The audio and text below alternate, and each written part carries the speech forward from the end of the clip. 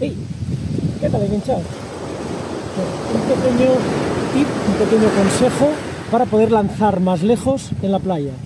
Cuando hagáis un lance, sobre todo estos días que hay tanta corriente, el hilo se va a ir destensando. Entonces, coged, tiráis normal.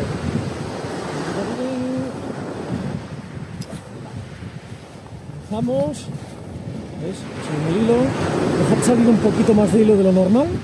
¿Veis? Que se lo lleve el aire, la corriente, lo que sea. Va. Un poquito. Y un consejo que creo que nadie os ha dado. Cogemos,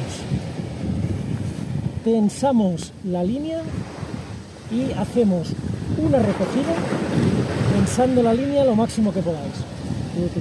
El hilo quedará mucho más prensado, mucho más tenso, y el siguiente lance os garantizo que como mínimo ganaréis entre 5, 6 o incluso 10 metros. ¡Vamos!